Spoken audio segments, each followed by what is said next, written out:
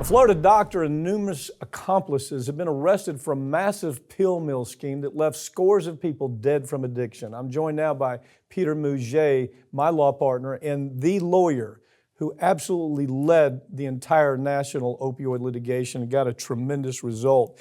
Peter, it's a case right here that we can use, I think, as a template to say these cases that you're handling all over the country, similar cases.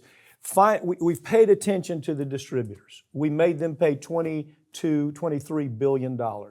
We paid attention to the manufacturers. You made them pay what, another $11 billion? Yeah, 15, 20. Matter of fact, if Purdue comes in, it'll be another 20. Another yes. $20 billion. You've always said you wanted to get in this position so you could really pay attention to the pharmacies and what their role was and the doctors who were just simply an extension of these criminal enterprises. This is the case that gives you that intro to talk about it. This case in our backyard is just an example of what's happened in and around the country. So you have this doctor, a 70-plus-year-old OBGYN, operating out of a late night. She had a neon light outside of her office. It's open for business, often until 9 or 10 o'clock at night.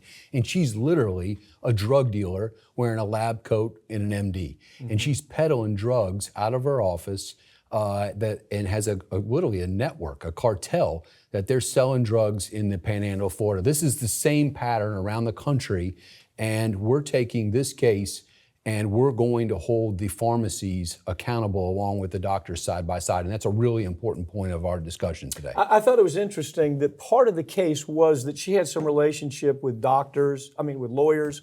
She was sending them workers' compensation cases. The workers' comp people are the ones that she was basically selling illegal drugs to a large degree. This case, I think we've just started seeing the beginning of it. Yes. And so tell me how this case is a great example of the cases that you're going to be handling all across the country. Well, let's start with our system. Our system of opiate management in the country it's extremely important.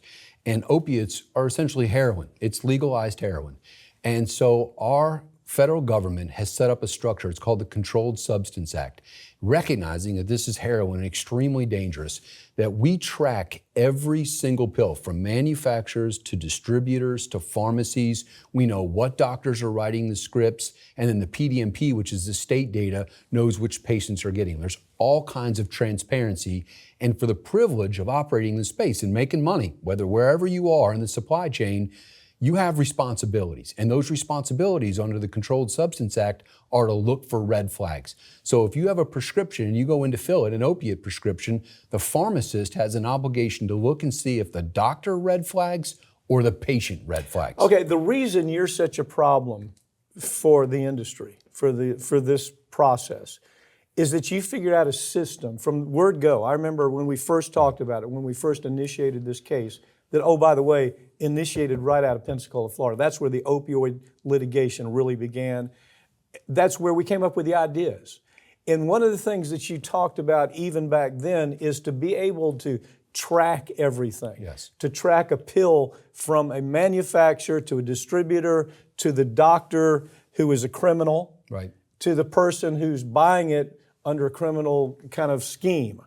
So tell me about that system. There's 2 billion lines of data that we've gotten a hold of at this point. And just as you said, we are able to, from 2006 until 2019, we are able to track every pill as it leaves a manufacturer, goes to a distributor, and goes to a pharmacy around the entire country.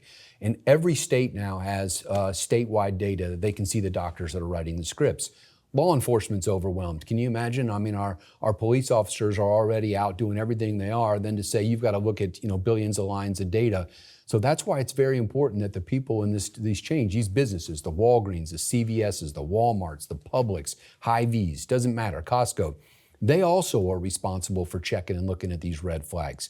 So when you have a crazy doctor like this, I mean, look at her. Well, she wasn't crazy. She was a criminal. She was a criminal. She was a criminal. Also, to think that she was going to get away with this for a long yeah, time is crazy. But the point is, the thing that you're looking at is this isn't an isolated case. This is all over the country. I think your opinion has always been that most doctors tried to do it right. 90+%.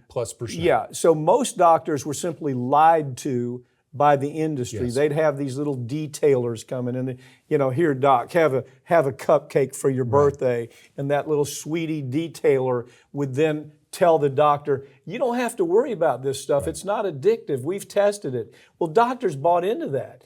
But that some doctors knew, hell yes, it's addictive, and they knew they were going to make a lot of money to do it. She was one of them. Your intent is to go all the way across this country and find out who these people are. Oh, yeah, absolutely. We can start, and we're starting right here in our backyard. As of right now, Dr. Sharp, an OBGYN, we believe has killed as many as 40 people. And she's been indicted so far with the murders of 2 people. And essentially, she had a team, a network, a cartel of folks that were getting scripts from her, and she knew they were out selling the pills to other people.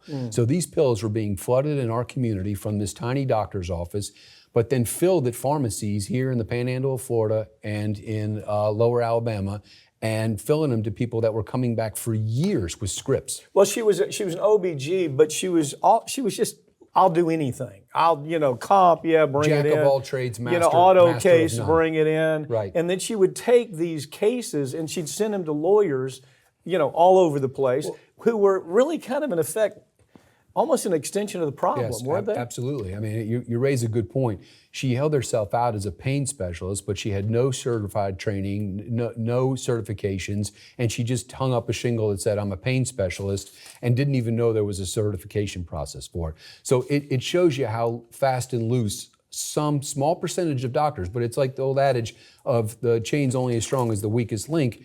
Now here you have a hole in the system and pills are spewing out. In this story, I don't care where you pick, West Virginia, Kentucky, Oregon, these stories are all over the country. Will you find, as your prediction, as you really start digging into these cases, will you find, most of these people have insurance. I mean, she has an insurance policy. Right. That policy will pay at least a limited amount. Something.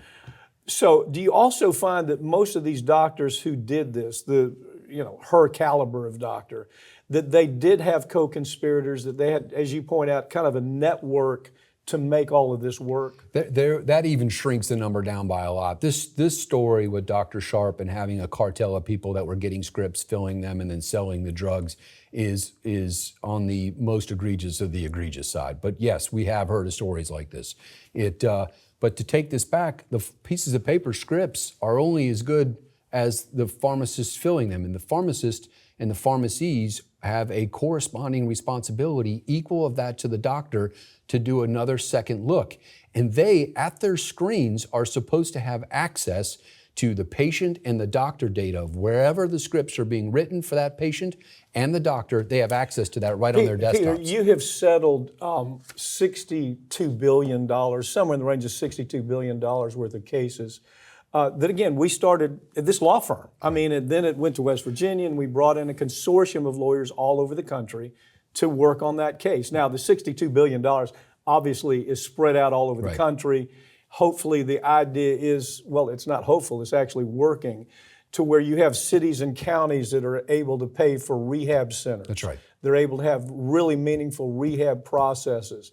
So I remember what you said one time that, how do we possibly beat the result we got on this case? I mean, if I look at maybe tobacco, we handled tobacco too, and that paid out to what, $262 billion. But as you looked at this case, kind of your thought, well, haven't we done enough? What brings you back into wanting to do this? So that's a great question. And so the 60 billion plus that has come into the system already, plus the injunctive relief, which changes the way these companies do business, the 60 billion flows to the states and cities and counties. Just like you said, treatment, law enforcement, almost all of that is not damages, but is forward-looking, how do we dig ourselves and our constituents out of this mess?